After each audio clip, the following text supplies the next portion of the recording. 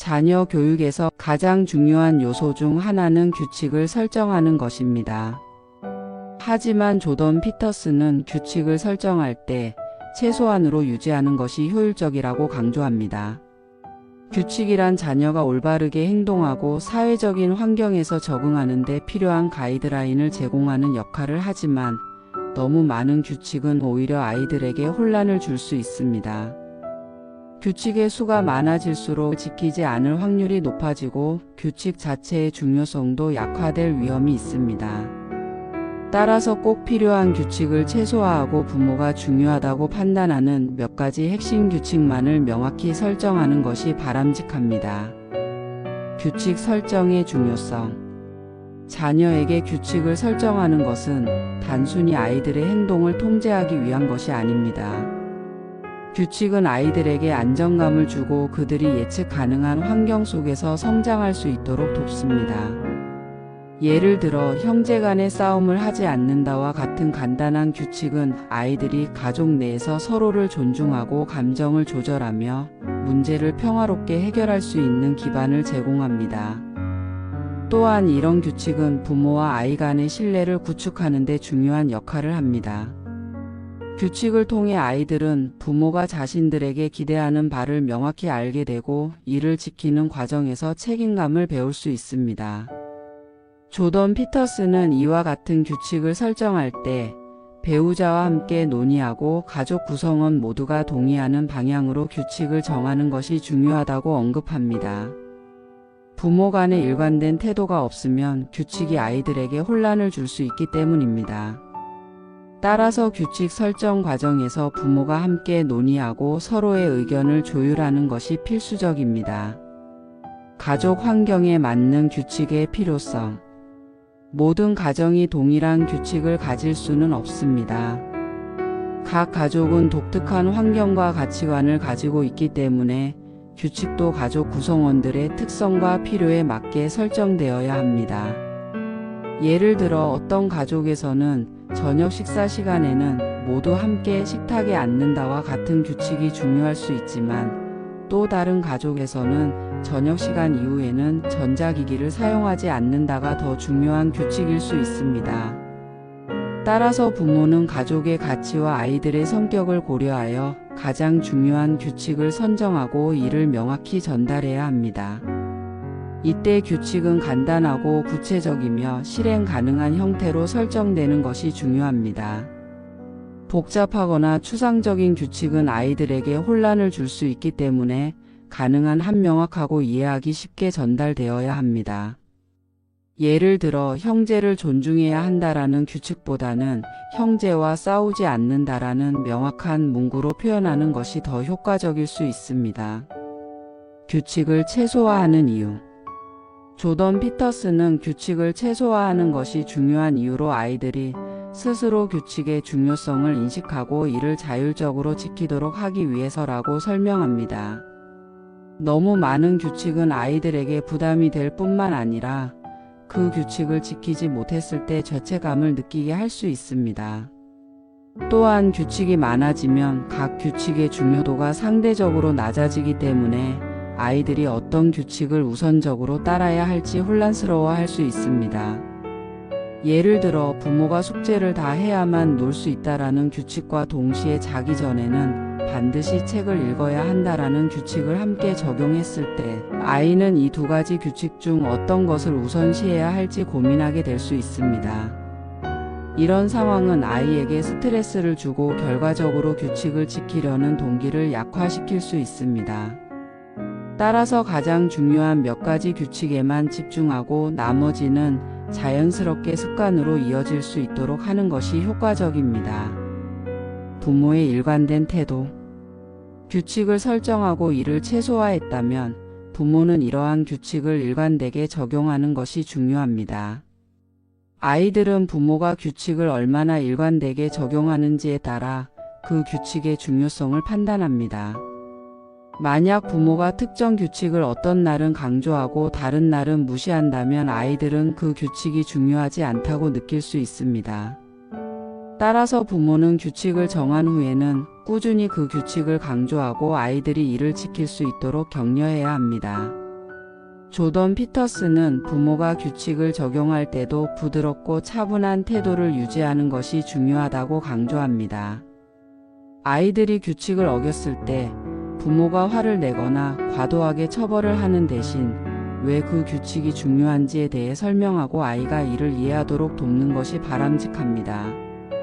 이렇게 하면 아이들은 규칙을 단순히 강압적으로 따르는 것이 아니라 그 의미를 이해하고 자발적으로 지키려는 태도를 기를 수 있습니다. 이처럼 규칙은 자녀 교육에서 필수적인 도구이지만 그것이 너무 많아지면 오히려 역효과를 낼 수 있습니다. 핵심은 꼭 필요한 규칙을 최소화하고 부모가 일관된 태도로 이를 적용하며 아이들이 규칙의 의미를 이해하도록 돕는 것입니다. 이를 통해 아이들은 보다 안정적이고 책임감 있는 환경에서 성장할 수 있습니다. 모든 아이들은 각기 다른 성향과 기질을 가지고 있습니다. 그렇기 때문에 부모는 자녀를 훈육할 때 일률적인 방법을 사용하는 것보다 아이의 성향에 맞는 방식으로 접근해야 합니다. 조던 피터스는 이 점을 강조하며 훈육이란 단순히 행동을 교정하는 것이 아니라 아이가 스스로 자신의 행동을 이해하고 책임질 수 있도록 돕는 과정임을 언급합니다. 이를 위해서는 아이의 성격, 감정적 반응, 그리고 인내력에 맞는 훈육 방식을 선택하는 것이 중요합니다. 아이의 성격에 따른 훈육 방식의 차별화. 훈육의 핵심은 아이가 자신의 행동과 그 결과를 인식하고 책임감을 배울 수 있도록 돕는 데 있습니다. 하지만 아이마다 성격이 다르기 때문에 같은 방법이 모든 아이에게 동일한 효과를 발휘하지는 않습니다. 예를 들어 주인공은 자신의 딸과 아들을 훈육하는 방식이 달랐다고 이야기합니다. 딸의 경우 단순히 손가락을 흔들며 주의를 주는 것만으로도 충분했습니다. 딸은 비교적 얌전하고 부모의 지시에 민감하게 반응했기 때문에 가벼운 훈육으로도 스스로 잘못을 깨닫고 행동을 교정할 수 있었습니다. 반면 아들은 보다 강한 반응과 행동적인 교정이 필요했습니다. 아들은 때때로 난리를 치며 반발하기도 했기에 부모는 단호한 훈육 방식이 필요하다고 판단했습니다. 이처럼 아이의 성격과 반응 방식에 따라 적합한 훈육 방법을 선택하는 것은 아이가 훈육의 메시지를 더 잘 이해하고 받아들이는 데 큰 도움을 줍니다. 훈육 과정에서의 일관성과 차분함.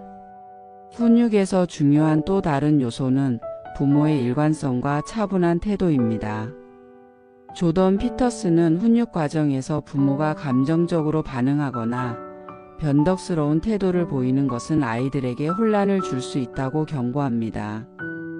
특히 아이들은 훈육이 일관되지 않을 때 규칙을 따르는데 혼란을 느끼며 부모의 지시에 대한 신뢰를 잃을 가능성이 높습니다. 예를 들어 아들이 탁자 위에서 장난을 칠 때 부모는 차분히 생각하는 의자에 앉아 있으라고 지시했다고 합니다. 이때 중요한 점은 부모가 그 순간 감정적으로 반응하지 않고 일관되게 지시를 내렸다는 것입니다. 아들은 그 훈육의 과정을 통해 자신의 행동이 어떤 결과를 초래하는지 깨달을 수 있었고 그로 인해 책임감과 자기 통제력을 배우게 되었습니다. 이러한 훈육 방식은 단순히 처벌을 넘어 아이가 자신의 행동과 그에 따른 결과를 스스로 이해하고 나아가 더 나은 선택을 하도록 돕는 데 초점을 맞춥니다. 차분한 태도와 일관성은 아이에게 훈육의 메시지를 명확히 전달하며 부모와 아이 사이의 신뢰를 구축하는 데도 크게 기여합니다. 훈육의 긍정적인 결과와 책임감 학습. 훈육은 단순히 아이의 행동을 바로잡는 데서 끝나는 것이 아닙니다. 훈육은 아이가 책임감 있는 성인으로 성장하기 위한 중요한 과정입니다. 부모는 훈육을 통해 아이들에게 자신이 한 행동이 어떤 결과를 초래했는지 생각하게 하고 그 결과에 대해 책임질 수 있는 능력을 길러주어야 합니다. 조던 피터스는 아이가 규칙을 따르지 않았을 때 그로 인한 결과를 명확히 인식하게 하는 것이 중요하다고 설명합니다. 예를 들어 아이가 잘못된 행동을 했다면 그 행동이 어떤 결과를 가져오는지를 구체적으로 설명하고 그 결과를 받아들이는 과정을 통해 스스로 반성하게 해야 합니다. 동시에 아이가 규칙을 따랐을 때는 즉시 그 노력을 인정하고 훈육이 끝났음을 알려주는 것도 필요합니다. 이러한 방식은 아이가 자신의 행동이 부모와의 신뢰에 어떤 영향을 미치는지 이해하게 하고 자율적으로 올바른 행동을 선택하도록 돕습니다. 아이의 성향을 고려한 맞춤형 훈육의 중요성. 아이의 성향을 고려한 훈육은 단순히 행동 교정뿐만 아니라 부모와 자녀 간의 관계를 더욱 강화하는 데도 도움이 됩니다. 아이는 부모가 자신의 성향을 이해하고 자신만의 방식으로 대우해준다는 사실을 인식할 때 부모와의 신뢰와 애착을 더 강하게 느끼게 됩니다. 이는 아이가 부모의 훈육을 더 잘 받아들이는 동기로 작용하며 더 나아가 부모와의 긍정적인 관계를 형성하는 데 기여합니다. 아이의 성향에 맞춘 훈육은 부모에게도 이점이 있습니다. 아이가 자신의 방식으로 반응하고 성장하는 모습을 관찰하면서 부모는 아이와의 관계에서 더욱 깊은 만족감을 느낄 수 있습니다.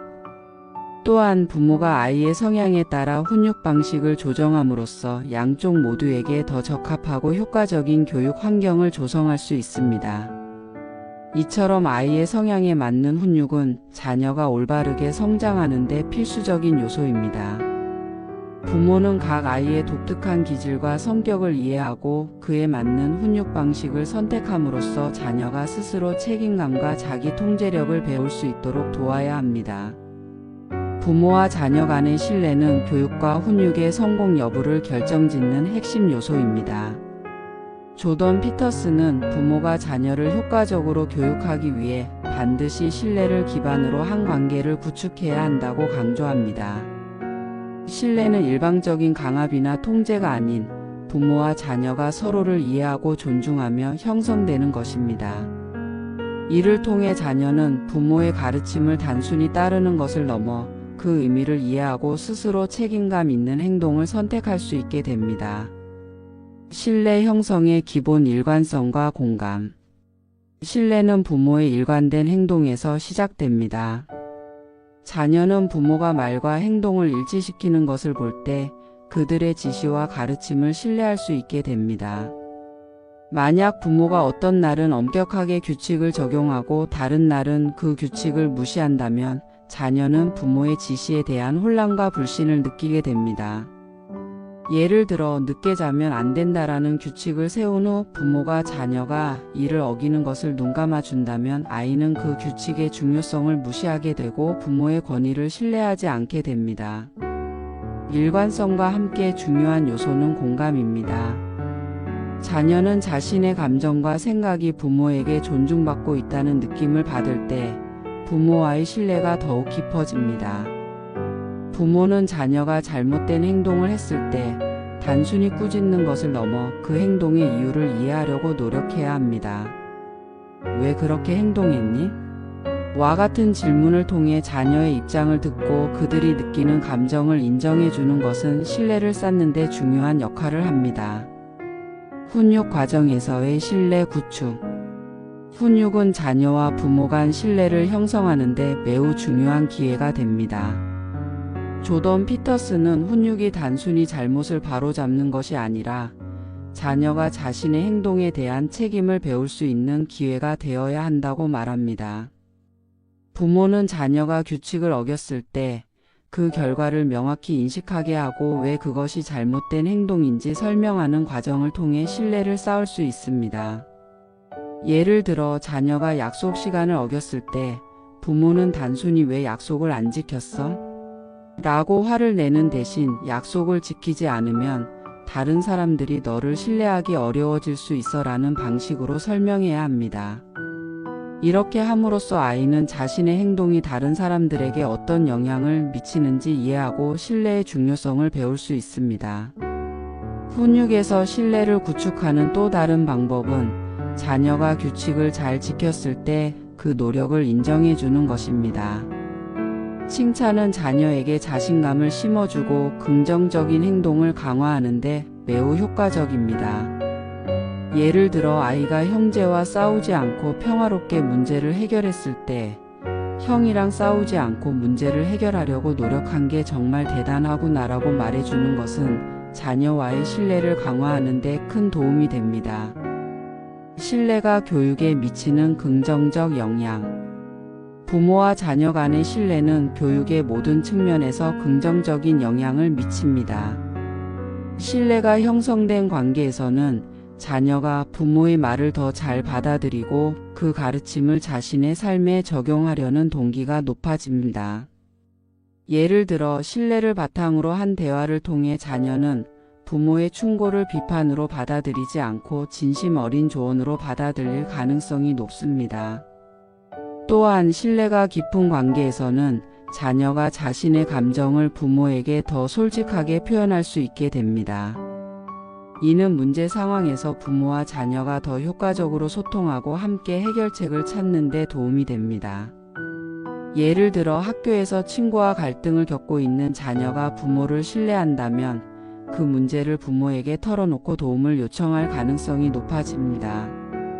이는 자녀가 스스로 문제를 해결하는 능력을 기르는 데도 긍정적인 영향을 미칩니다. 신뢰를 깨지 않는 훈육 방식. 부모는 자녀와의 신뢰를 유지하기 위해 훈육 과정에서 몇 가지 원칙을 준수해야 합니다. 첫째, 훈육은 자녀를 비난하거나 부정적으로 평가하는 방식이 아닌 그들의 행동을 개선하기 위한 건설적인 과정이어야 합니다. 자녀가 잘못된 행동을 했을 때 "넌 왜 항상 이래?"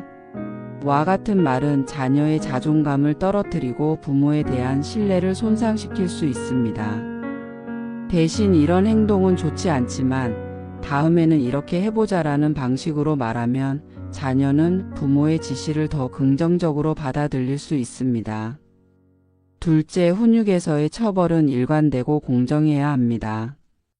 자녀는 부모가 어떤 기준으로 자신을 대하는지 명확히 이해해야 하며 그 기준이 갑작스럽게 바뀌지 않는다는 것을 알아야 합니다. 예를 들어 같은 잘못을 저질렀을 때 어떤 날은 처벌하고 다른 날은 아무런 조치를 취하지 않는다면 자녀는 혼란을 느끼고 부모의 훈육을 진지하게 받아들이지 않을 수 있습니다. 셋째, 부모는 자신의 감정을 자제하며 훈육에 임해야 합니다. 자녀가 규칙을 어겼을 때 부모가 화를 내거나 감정적으로 반응한다면 자녀는 훈육의 메시지보다 부모의 감정에 더 집중하게 됩니다. 이는 훈육의 효과를 저하시킬 뿐만 아니라 부모와 자녀 간의 신뢰를 약화시킬 위험이 있습니다. 차분하고 일관된 태도를 유지하는 것이 신뢰를 지키는 핵심입니다. 결론, 신뢰를 통한 건강한 성장. 부모와 자녀 간의 신뢰는 단순히 교육의 도구가 아니라 자녀가 건강하게 성장할 수 있는 토대를 제공합니다. 신뢰를 바탕으로 한 관계에서는 자녀가 자신의 감정과 생각을 더 자유롭게 표현할 수 있으며 부모의 가르침을 더 잘 이해하고 받아들일 수 있습니다. 이는 자녀가 책임감 있고 자신감 있는 성인으로 성장하는 데 결정적인 역할을 합니다. 결국 신뢰는 부모가 자녀에게 줄 수 있는 가장 강력한 선물입니다. 신뢰를 바탕으로 한 훈육과 소통을 통해 부모는 자녀가 자신을 믿고 세상 속에서 당당히 나아갈 수 있도록 돕는 중요한 역할을 할 수 있습니다.